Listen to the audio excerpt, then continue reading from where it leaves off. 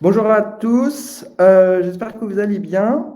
Nous vous remercions d'être tous présents pour découvrir les résultats du 4e baromètre Sojaxa qui s'intitule Les Français et les aliments au soja. Ce baromètre a été mené par l'Institut Calicanti en décembre 2021. Donc, le baromètre s'inscrit cette année au cœur du déploiement du plan protéines qui mobilise l'ensemble des acteurs de la filière. Donc, je me permets de vous présenter nos intervenants. Donc, vous avez Olivier Clanchin, qui est président de l'association Sojaxa, Gwenaëlle Le Garec, qui est également présente pour Sojaxa, et enfin Claude-Emmanuel Couratier, qui est directrice conseil chez Calicanti. Donc, avant de démarrer, vous voyez le chat à droite. Vous pouvez poser vos questions ou vos remarques et nous y reprendrons à la fin de cette présentation. On a prévu une dizaine de minutes pour échanger. Donc nous allons démarrer. Je laisse la parole à Olivier Clanchin, donc président de la Sojaxa. Et voici le sommaire. Donc l'introduction par Olivier, contexte et méthodologie par Claude-Emmanuel Couratier, puis après les principaux résultats, et enfin une conclusion, et comme je vous le disais, une petite séance de questions-réponses. Je vous laisse la main, Olivier. Bon, merci beaucoup, Robin. Donc, ravi de vous recevoir. Donc, Olivier Clanchin, comme j'ai été présenté, donc président de la Sojaxa. La Sojaxa est l'association des transformateurs de soja français. Donc, nous sommes 4 membres à la Sojaxa. Donc, il y a LSDH, donc Danone avec les marques Alpro et Provamel, Nutrition et Santé avec Soy et céréales bio, et puis Tribal Royal avec Sojasun et Sojad. Et on est aussi accompagné par le syndicat l'interprofession des producteurs de soja avec Terre Univia. Donc notre mission, c'est faire connaître au plus grand nombre les atouts nutritionnels et environnementaux des aliments au soja français, avec une logique d'engagement et de collectif. Donc nous sommes une association qui existe depuis 1989. Et donc nous portons une mission et un souhait de pouvoir garantir l'origine et la qualité du soja français, faire connaître la qualité gustative et nutritionnelle des produits au soja, avec la promotion de ces aliments, avec aussi assurer une veille scientifique et réglementaire sur ces produits et diffuser la connaissance scientifique et environnementale de l'intérêt de ces cultures et consommations de produits. Donc, on a une filière soja français qui se développe avec une garantie sans OGM et qui répond vraiment aux grands enjeux de la transition environnementale et alimentaire, parce que le soja répond vraiment à une alimentation humaine et c'est une vraie solution quelque part pour nourrir la planète. Alors, j'aime bien dire c'est la solution qui permet de conjuguer cette logique du local, de la santé, du plaisir et de l'environnement. Et donc là, on vous remet quelques chiffres sur les cultures en 2021 et vis-à-vis de 2020, pour le tonnage de graines, c'est grosso modo un plus 15% qu'il y a eu en 2021. Le nombre d'hectares est à peu près similaire. Par contre, les récoltes ont été meilleures en 2021. Et ça représente quand même 14 000 agriculteurs au niveau national. Voilà, et donc ce baromètre pour nous est important. C'est le 4e que l'on a fait pour pouvoir avoir une lecture justement des attentes des Français, voir un peu leur évolution dans leur consommation, et puis les motivations et les freins, et comprendre aussi quelles sont les attentes qu'ils pourraient avoir.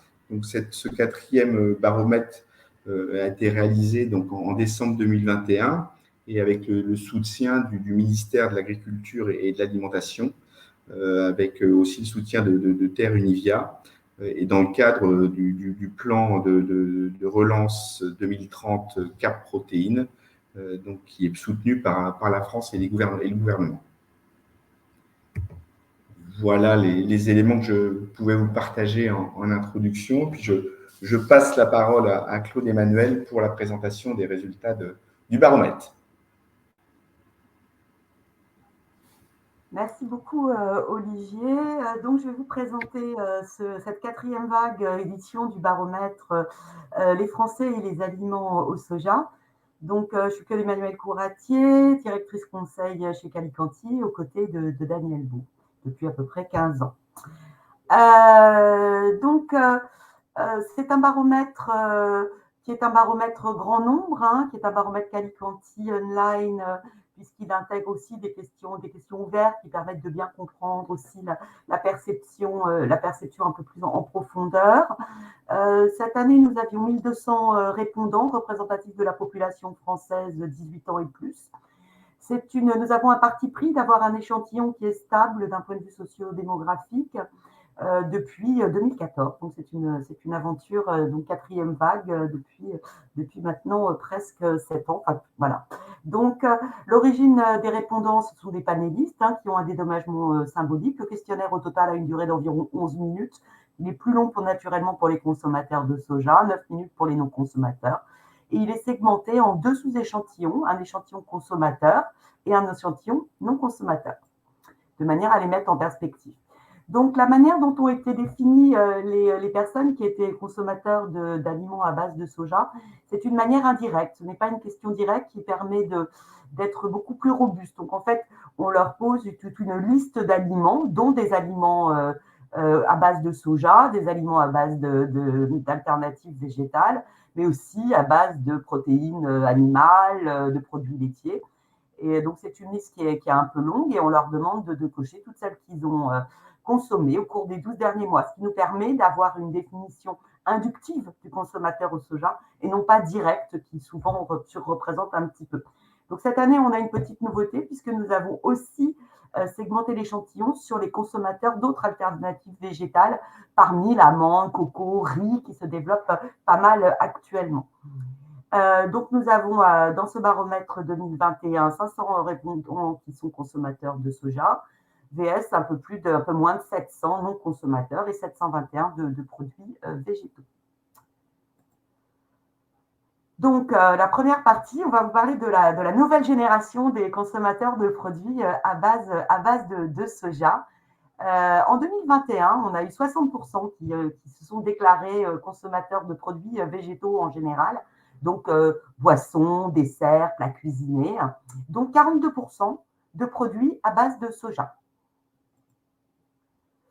Alors, c'est un marché qui se structure depuis 2019, depuis 2015, avec depuis 2019 une espèce de une maturité, une certaine maturité acquise par le marché, avec environ 60% de consommateurs de soja et autres végétaux, et qui s'assemblent entre des consommateurs mixtes, c'est-à-dire qui consomment à la fois des alternatives végétales et du soja, des consommateurs de soja exclusifs, et des consommateurs d'autres végétaux de manière exclusive. Donc, c'est intéressant de voir comment, au fil des années, les alternatives végétales se sont inscrites dans cette consommation en complément du soja. Aujourd'hui, on peut dire qu'on a environ, quand on prend la base des consommateurs de soja et d'autres alternatives végétales, on en a environ une moitié qui sont des consommateurs mixtes pour environ un cinquième de consommateurs de soja exclusifs, ce qui représente environ 70% des consommateurs de produits végétaux sont consommateurs de soja. Donc le soja tient une place importante dans cette tendance à la consommation de produits à base d'alternatives végétales. On a un socle de consommateurs qui est assez fidèle dans le temps. On en a environ une moitié qui est consommateur depuis au moins 3 ans et plus. Sachant qu'on dit 3 ans et plus parce qu'on en a une petite partie qui ne se souvient plus, donc on peut supposer qu'ils sont consommateurs depuis longtemps, avec une fidélité qui s'inscrit dans le temps. Entre 2017, on était à un gros tiers ou à 42%, et là on s'installe environ à une moitié, avec les recrutements des nouveaux consommateurs. D'une façon générale, on a un phénomène cette année dans la vague 2021 qui est une surreprésentation des jeunes parmi les consommateurs de produits au soja, puisque à date, on en a 50% des moins de 40 ans qui se sont déclarés consommateurs et nous n'en avions que 39% en 2019. Donc, on peut réellement parler d'une véritable implantation implantation de la consommation de soja auprès des moins de 40 ans. Et si on considère la tranche moins de 25 ans, on a plus de 60% des jeunes de moins de 5 ans qui déclarent consommer des produits au soja par rapport à 51% en 2019. Donc, on voit vraiment que c'est un marché qui est porté par les tendances alimentaires des jeunes. Alors là, on vous a mis un petit peu un descriptif, parce que c'est vrai que les consommateurs de soja ont un profil significativement typé. Donc, c'est une consommation qui est davantage portée par les femmes, qui est davantage portée par les jeunes, hein, c'est ce que je venais de vous dire, également légèrement plus par les CSP+, et significativement plus si on considère Paris grande ville. Sans qu'elle soit absente non plus du reste du territoire français. C'est une tendance. Les produits à soja sont vraiment ancrés dans le quotidien. Aujourd'hui, on a 37% des consommateurs qui déclarent en manger au moins une fois par semaine, en majorité au déjeuner. Alors, on voit qu'on a très nettement deux pics, hein, donc on a vraiment le déjeuner et le dîner. Donc, c'est une consommation qui s'inscrit vraiment en termes de repas.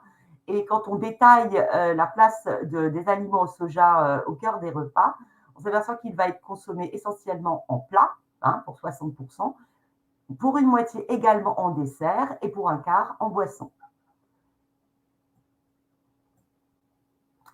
On a une grande diversité des produits à base de soja consommés, puisque en moyenne, les consommateurs pointent 2,3 produits consommés de manière hebdomadaire. Les boissons représentent 37% de consommation hebdomadaire et plus, les plats tout près 31%, les desserts végétaux 21%. Avec une fréquence de consommation qui s'installe dans le temps et qui est assez stable, hein, finalement, puisque naturellement, quand on prend les consommateurs plus occasionnels, on a des proportions de consommation beaucoup plus importantes. Mais on s'aperçoit que globalement, entre 2021 et 2019, la consommation de produits au soja s'inscrit de manière hebdomadaire pour un gros tiers des consommateurs, avec des produits plus ou moins répartis en fonction des profils de consommateurs. On a des adeptes de desserts végétaux qui sont plus nombreux en 2019. Hein.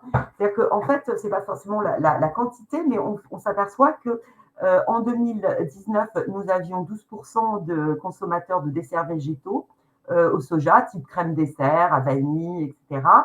Et en 2021, on en a 21%, ce qui représente près d'un cinquième des consommateurs de soja. Également, le même phénomène sur les autres desserts végétaux qui se sont beaucoup développés en nouveaux produits autour de l'amande, de la coco, de l'avoine. Les autres types de boissons sont assez stables en termes de part de consommateurs entre 2019 et 2021, de la même manière que tout ce qui est préparation et aide culinaire végétale, avec un petit recul des aliments au soja, steak, galettes, mais qui est un peu généralisé sur les plats tout prêts avec le phénomène d'un plus de préparation en cuisine suite au confinement.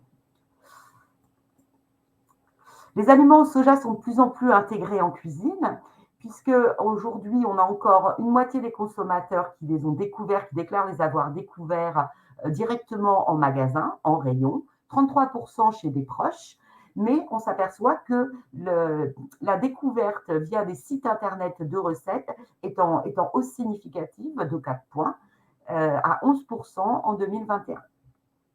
Les autres sources d'informations et de découvertes sont beaucoup plus minces. Les protéines végétales trouvent leur place dans l'assiette des Français. Actuellement, on peut considérer que nous avons pointé que près des 2/3 des Français limitent leur consommation de protéines animales. Alors, il faut faire attention, c'est une croyance flexitarienne qui n'est pas forcément militante. Hein. On l'a étudié par ailleurs chez Calicanti. On s'aperçoit qu'on parle de limitation de la consommation de protéines animales, dont le lait, dont essentiellement les viandes, mais la question incluait les autres produits. Mais la tendance, quand on pose la question, êtes-vous flexitarien? le pourcentage de consommateurs qui se reconnaissent dans cette catégorie est nettement moindre.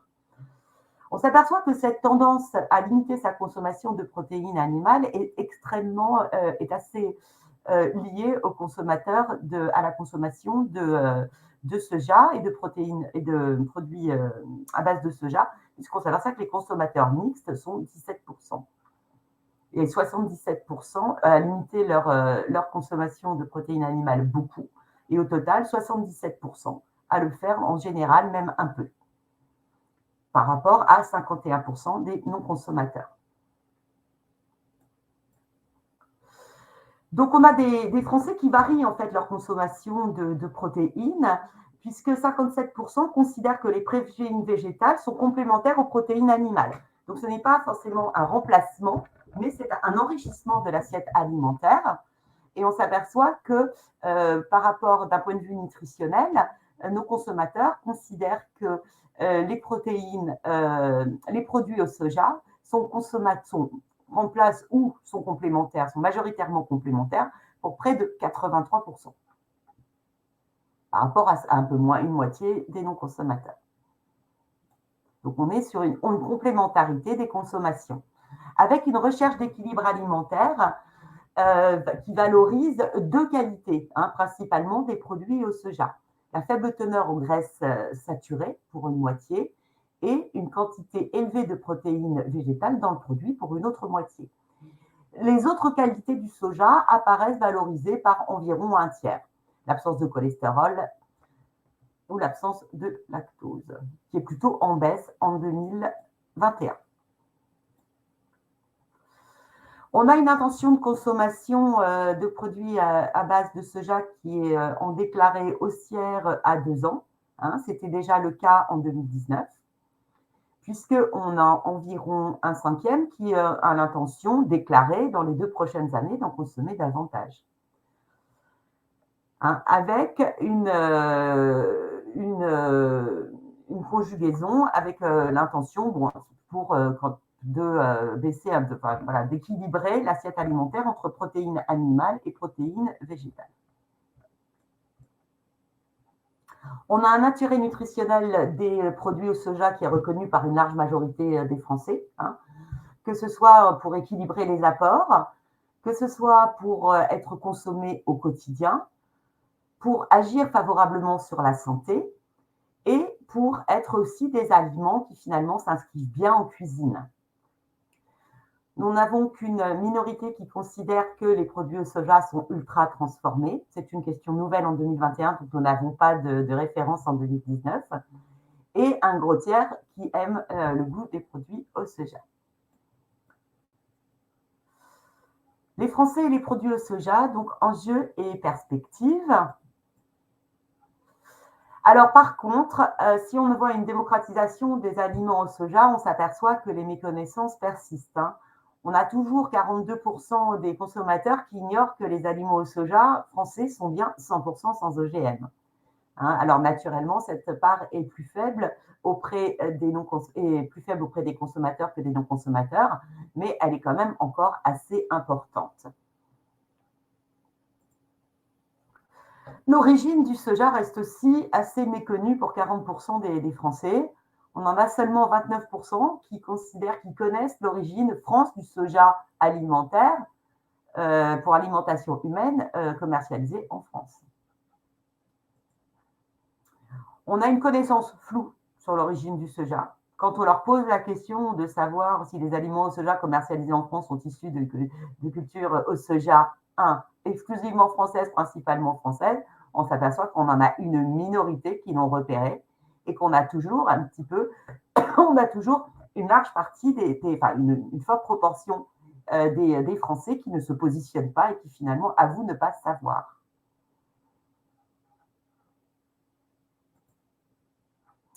La dimension environnementale également des produits au soja divise du fait de ce flou. Quand bien même on a 44% des Français qui considèrent que le soja est issu de l'agriculture française et respectueux de l'environnement, on a, avec une légère hausse en 2021, on n'atteint pas la majorité. Et quand on regarde, alors naturellement, les consommateurs au soja ont une vision, une perception, une meilleure perception de la dimension environnementale du soja à 60%, mais on a toujours une forte part qui finalement reste dans le flou. Et donc, on a un fort besoin de réassurance des consommateurs, puisque 72% nous déclarent être en attente de plus d'informations, encore plus qu'en 2019, où il n'était que 75,5%, avec une information qu'ils souhaitent voir passer par la télévision, les sites internet d'information, mais également la presse nationale, régionale et les avis consommateurs.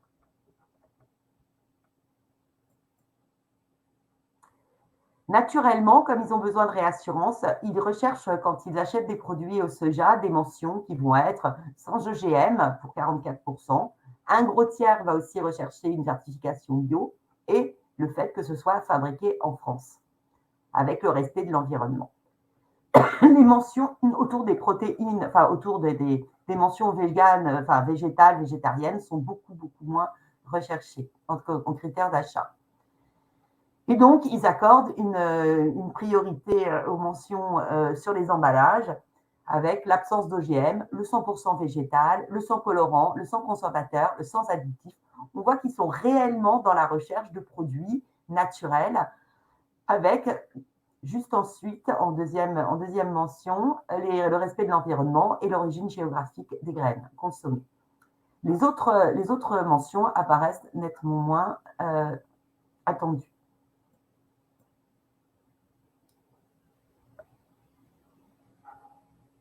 Allô? Merci beaucoup, Claude Emmanuel. Nous allons repasser la parole à Olivier en ce qui concerne la conclusion. En tout cas, merci beaucoup, Claude Emmanuel. C'est toujours très intéressant et instructif. Pour moi, je perçois qu'encore une fois, ce quatrième je dirais, questionnaire a permis de voir un peu la trajectoire et comment les choses évoluent. Je constate qu'on a encore beaucoup de travail.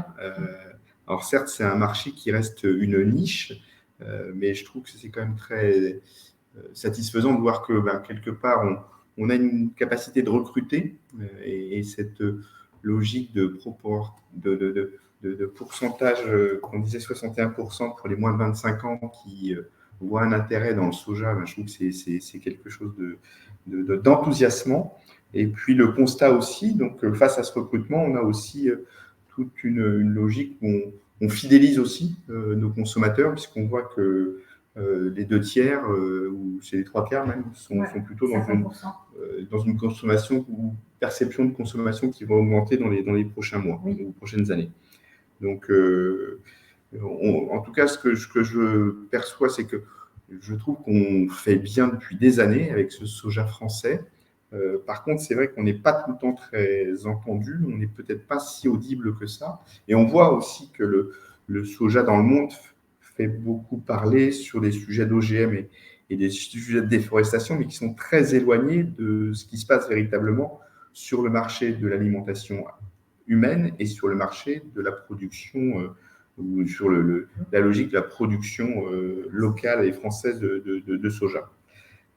Et juste, c'est un petit quiz pour vous. J'ai appris dernièrement quelle était la plante la plus cultivée au monde en OGM. Donc, ce n'est pas le soja.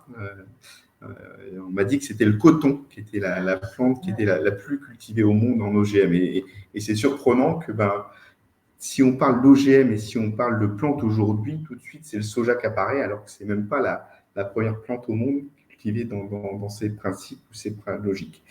L'autre chose, c'est on voit qu'on a besoin de sensibiliser ces jeunes sur la notion d'équilibre alimentaire. Et ça fait partie justement aussi des ambitions du gouvernement et différents acteurs des filières, de se dire de quelle manière on accompagne cette transition qui est en cours avec des comportements qui peuvent être et qui doivent être favorables pour la planète et pour le problématique du réchauffement climatique, avec cette notion aussi de gaspillage alimentaire. Donc, il y a des sujets qui seront portés dans les prochains mois avec des programmes aussi de publicité à la télé, hein, pour pouvoir justement accompagner, éduquer. Et donc, je pense que dans cette logique de pédagogie, je pense qu'on a tous à prendre notre part, nous en tant que transformateurs évidemment, avec nos marques et nos produits qui sont présents sur les linéaires et sur lesquels nous faisons de la communication, mais vous aussi, les journalistes et les influenceurs, sur le fait de dire de quelle manière on peut justement continuer à démocratiser, continuer à informer et juste à mettre en lumière ce qui est bien fait aujourd'hui au niveau du monde agricole et de l'agroalimentaire sur ces thématiques. Un dernier petit point, c'était, j'ai lu dernièrement qu'il y a un constat qui a été fait sur le fait que la restauration s'approprie de plus en plus aussi cette nouvelle tendance de consommation et que la gastronomie aujourd'hui s'ouvre à cette logique de végétaliser leur menu, avoir des logiques de veggie-friendly propositions au niveau des restaurants étoilés, et que la France est de loin le pays où ces restaurants gastronomiques végétalisent, où ont mis une offre végétale plus importante au niveau de leur carte. Et on sait qu'il y a des chefs précurseurs en la matière, dont un breton qu'on connaît bien, en tout cas ici, donc en Bretagne, qui est Abassar, qui a été le premier à véritablement offrir une offre végétale dans son restaurant à Paris. Et je me souviens qu'en ayant échangé avec lui, il m'avait dit à l'époque que c'était pour lui un tournant qui avait été très important, qu'il avait reconnecté aux saisons et qui lui avait permis de retrouver de la couleur dans ses assiettes et dans sa cuisine. Donc, je trouve que c'est plutôt aussi quelque chose de très dynamique et positif qui peut être partagé. Et puis, le dernier point était pour moi cette logique de se dire que oui, on a souvent tendance à opposer un petit peu cette logique animale versus végétale. Et j'ai l'impression aussi que dans ce baromètre, on montre que les personnes ont conscience qu'il y a plutôt une complémentarité de ces offres produits plutôt que quelque chose qui doit s'opposer. Et c'est vrai qu'on voit aussi, c'était intéressant de pouvoir pointer cette logique d'ultra-transformation, quelque chose aussi nouveau aussi pour le consommateur, en sachant que pour moi, la lecture des industriels qui sont dans la Sojaxa, on est sur une transformation entre guillemets traditionnelle du soja, donc c'est plutôt des principes mécaniques. Donc pour moi, on n'est pas dans l'ultra-transformation.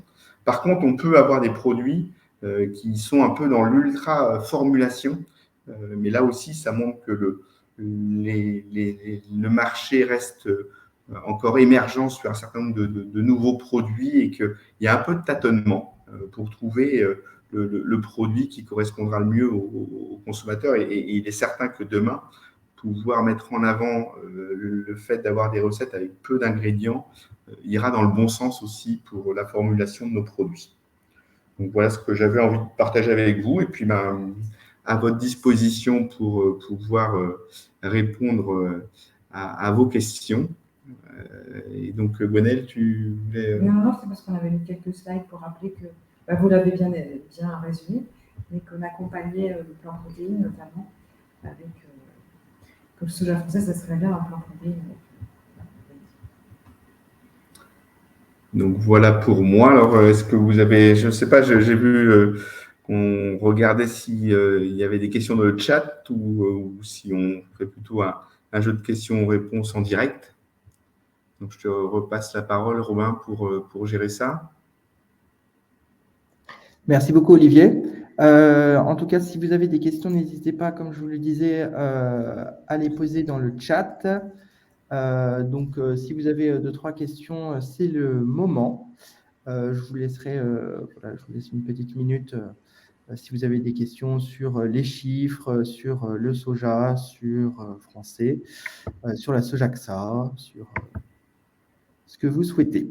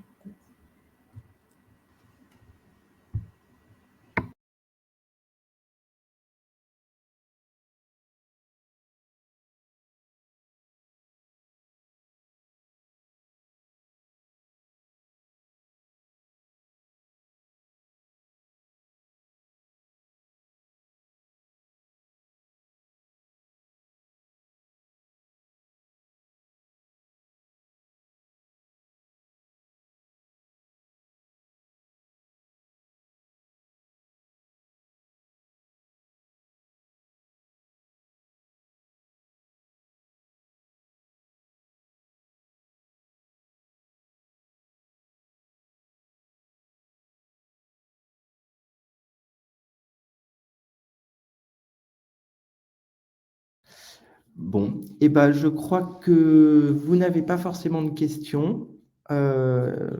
C'était très clair. Merci beaucoup à tous. Merci beaucoup à Olivier et puis à Claude Emmanuel surtout de nous avoir bien expliqué les chiffres. Donc pour certains, vous allez... Ah, je crois qu'il y a quelqu'un qui est en train de poser une question.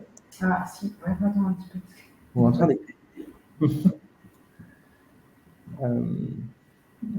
Bon, et ben c'était pour des remerciements. Donc Bon, ben, c'est super, on a été extrêmement clair alors. Hein. De toute façon, si vous avez des questions, n'hésitez pas à nous les faire parvenir.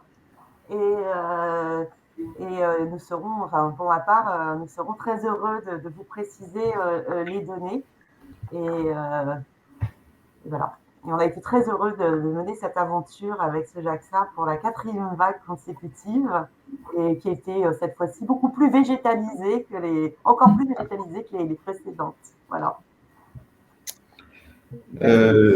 Non, mais juste pour peut-être un petit mot de conclusion dans ces cas-là sur déjà vous remercier d'avoir suivi cette présentation et vous dire que vous allez bien sûr recevoir l'ensemble du baromètre dans la foulée. Donc on va vous l'envoyer tout de suite. Donc si vous avez, comme le disait Claude Emmanuel, des questions supplémentaires, il ne faudra pas hésiter à revenir vers nous. Ce que j'avais presque envie de partager, c'était le fait de dire de quelle manière justement la situation qu'on a pu traverser avec le Covid a pu nous impacter. Et donc, pour moi, c'était important justement, et on l'avait partagé avec les adhérents de la Sojaxa, de pouvoir avoir cette photo. Alors même si le Covid est toujours un petit peu là, mais après ces 2 années passées sous tension Covid, et pour moi, j'ai eu vraiment le ressenti que ça a accéléré quelque part des choses qui avaient commencé à émerger sur cette logique du flexitarisme, sur cette logique de consommer sain. Et là aussi, je pense qu'il y a de la pédagogie à faire. Je trouve que, et tant mieux pour le Covid, on a été dans le curatif, mais il y a tout ce qui peut être dans le préventif. Et on voit que, je dirais que si jamais les personnes ont plutôt été dans une logique d'équilibre alimentaire, ils ont un corps qui peut mieux se défendre face à des attaques telles que des virus tels que le Covid. Et puis l'autre chose, c'était le fait de se dire aussi vis-à-vis de cette terminologie de souveraineté alimentaire, donc de se dire, oui, il est important de pouvoir avoir des matières premières et des ingrédients et des produits qui sont transformés localement.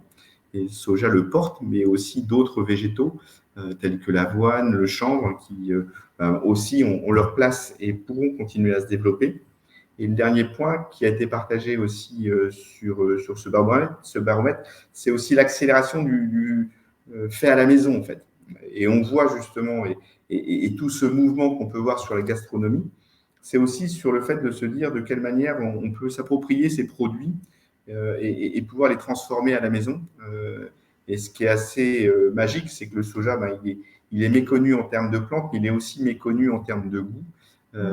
Et qui a justement tout un savoir-faire, un art de la transformation de ces produits-là qui peut venir aussi d'autres civilisations. On peut s'inspirer beaucoup de tout ce qui se passe en Asie sur ces produits. Mais voilà, en tout cas, cette logique de cuisine à la maison et tous les sites et les émissions de cuisine à la maison qui mettent de plus en plus aussi ces végétaux et le soja en particulier dans les nouveaux ingrédients à pouvoir utiliser chez soi. Donc, c'était pour moi des éléments qui étaient intéressants, qui nous donnent aussi des clés pour nos futurs développements au niveau de nos entreprises et nos offres produits. Donc, voilà, c'était un petit point de conclusion que j'avais envie de partager avec vous. Donc, merci beaucoup en tout cas. Et puis, je vais vous souhaiter une très bonne journée. Et puis, à très bientôt. Et merci aux équipes de Protémix TC et puis à Claude Emmanuel pour cette très bonne présentation. Merci beaucoup Olivier. On vous remercie tous d'avoir bien participé. Merci encore à Claude Emmanuel, merci encore à Olivier pour sa présence. Nous avons cette présentation est enregistrée. Donc pour ceux qui le souhaitent, on vous enverra le lien. d'ici demain si vous le souhaitez, et pour revoir cette présentation. N'hésitez pas, vous avez nos mails pour poser toutes les questions que vous le souhaitez, et nous vous enverrons les chiffres si besoin. Et ben, je crois que c'est bon. Merci encore à tous. N'hésitez pas, si vous avez encore des questions, il y reste encore une petite minute. Voilà. Et ben, merci beaucoup. Je fais terminer l'événement. Merci encore pour votre participation. Bon après-midi. Au revoir. Merci, au revoir. Merci beaucoup, au revoir.